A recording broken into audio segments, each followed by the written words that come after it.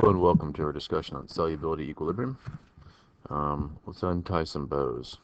So, in introductory chemistry, you learned that salts have solubilities, and we learned about solubility curves in terms of mass that can dissolve in 100 mils of water and various other um, ideas. And so we know there's a limit to how much of something can dissolve. But we also talked about things that we called insoluble, and the assumption there is that that thing can't dissolve in water. And the fact is that's not true. Insoluble salts do have a low but very definite solubility that we can examine in terms of the solubility equilibrium. So for a saturated solution of silver chloride, we would write the dissociation like that, where we have silver chloride solid in equilibrium arrows with 1 mole each of ions of silver and then chloride. So we would write then a solubility equilibrium expression, and it would look just like this. And this stands perfectly to reason because the same rules apply as that did for general equilibrium. Our K expression is a function of the aqueous system or gas system, and solids again aren't part of an equilibrium because their concentrations can't change. For silver carbonate, silver carbonate, we see that we would have 2 ions of silver and 1 ion of carbonate per one formula unit of silver carbonate, and the KSP would have a square on silver. Again, stands to reason with our understanding of general equilibrium. What is the number? It's a measure of its solubility. The solubility product constant is a function of those ion concentrations. You can't really compare KSPs directly because you have ions, multivalent, not multivalent ions, but you have ions, or formula units that can have multiple ions, 3, 4, 5 ions, and that definitely changes the degree of solubility in terms of KSP, but it doesn't necessarily mean the same thing across values. So don't look at the number as a direct indicator of the exact solubility. Generally speaking, the smaller KSP values, though, do indicate a lower solubility, and we need to define the term here. KSP of silver chloride is 1.6 times 10 minus 10. Essentially what that means that the product of the ion concentrations is less than that value, then the solution you have would be unsaturated. If your solution has a product equal to that, then your solution is saturated. If the product of your ion concentration is more than that, then your solution is saturated and a solid precipitate forms. The product of the ions raised to the power of the coefficient is called the ion product quotient.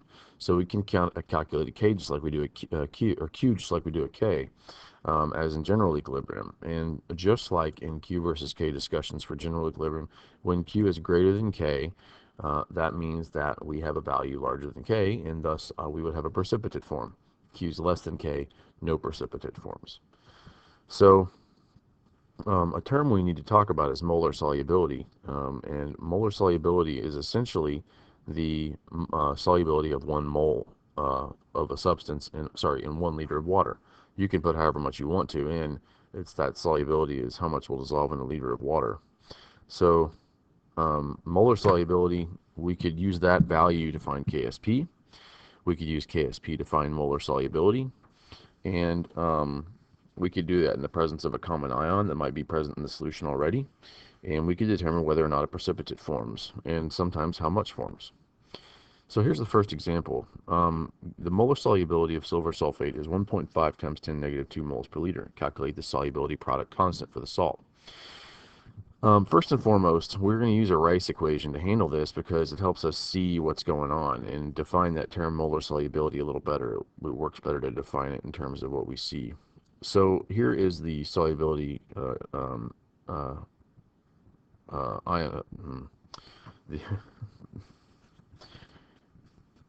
this is the dissociation equation for the solubility of silver sulfate. Initially, we can't really have a concentration of silver sulfate, but we know that we have 0 silver and 0 sulfate.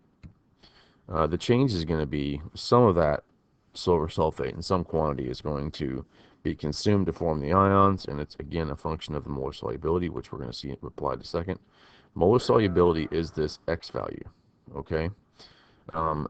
this again would be the exact same concentration of how much of this were to dissolve according to its KSP at that temperature. So if we know molar solubility, we know X, and then essentially 2X also. So that leads us to pop through this here. Those are our equilibrium values, X and then 2X. There's our X value expressed. So because 1.5 times 10 negative 2 moles per liter of silver sulfate dissolve, we're going to have these concentration of sulfate ions and silver ions. So there's a lot of logic here. You do not need an equilibrium Rice equation to understand what's going on. But this helps to illustrate exactly where we get these numbers from.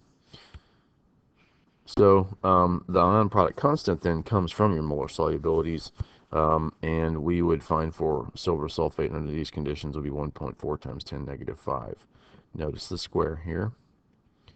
So let's do a different one. Calculate molar solubility of calcium phosphate, and we have KSP. And so we need to first write the dissociation equation for calcium phosphate, and note that we have 3 calcium per 2 phosphate. This is a nomenclature issue here. Please make sure that you are brushed on your nomenclature. Again, with zeros to start, you know, for however much this is were to ionize, we're going to get 3 times that in terms of calcium ions, and then 2 times that in phosphate ions. And so at equilibrium, we have this expression. So note these values. Though we have these values, when we write our KSP expression, we still have to cube and square. Okay, that's very important. So when you're given a question about find molar solubility given KSP, you can often simplify this into a very predictable operation. In this case, we would plug 3x here, 2x here, and we end up with 108 times 108x to the 5th, and where our x is our molar solubility. And if we know KSP, it's a short path of math, and we get 2.6 times 10 negative 6 molar is the molar solubility of calcium phosphate. That's our X value. Okay? Let's look at this question. What's the molar solubility of lead 2 iodide in a 0.05 molar solution of sodium iodide? So let's say we already have a solution of sodium iodide. Okay, it's sitting on the table. So we put in an undescribed amount of lead iodide, more than enough to saturate the solution, and we'll see what the molar solubility is if it's already got some iodide present.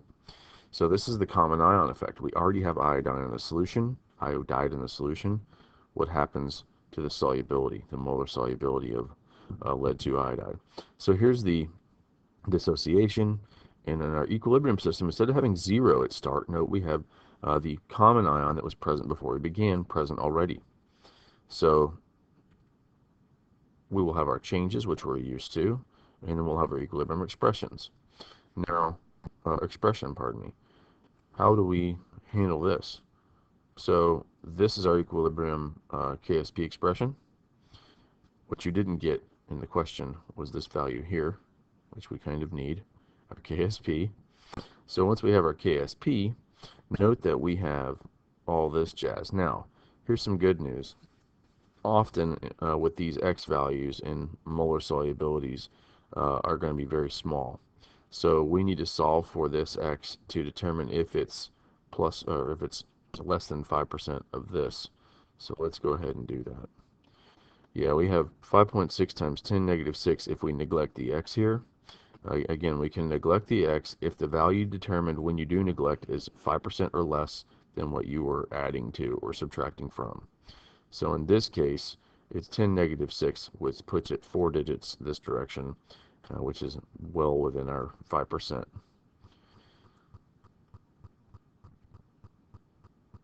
So the molar solubility of lead 2 iodide in pure water is 1.5 times 10 negative third.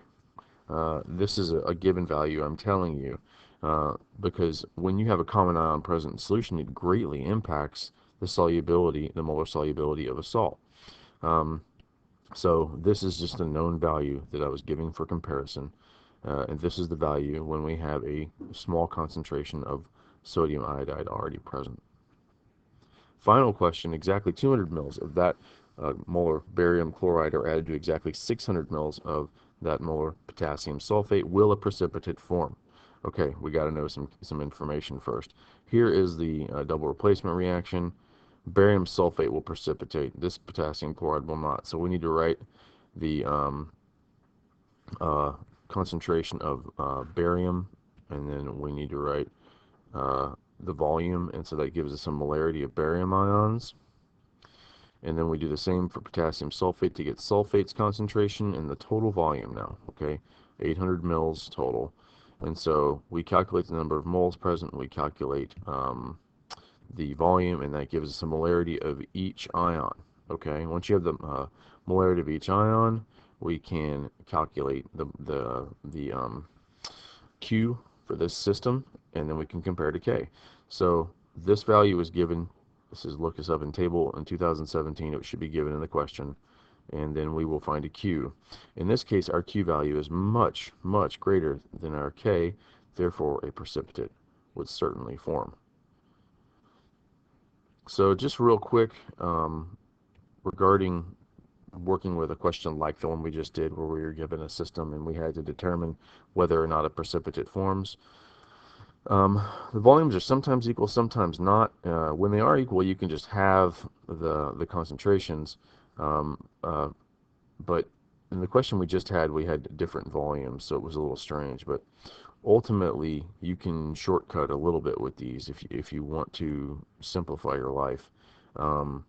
But since we had the system uh, forming in a total volume, it's pretty intuitive, and I'm not sure you're actually going to need to use this. But you know, when you look at a question like this, your first instinct needs to be, okay, I need to determine the concentration of what could precipitate, and then I need to determine and then I need to compare it to our known K value. So you have to be given a K in this scenario. You have to understand that you're working with a total volume, and then you have to ensure that your math for the number of moles of ions is sound. So we don't have anything where there were 2 ions per mole here, but say you were dealing with potassium, you would get 2 ions per, so you would need to make sure you doubled that value. And that's pretty much it for solubility product equilibrium. We're going to do some practice with these kinds of questions, so there's a measure of comfortability, and hopefully you'll feel good about it by the time we get through the unit.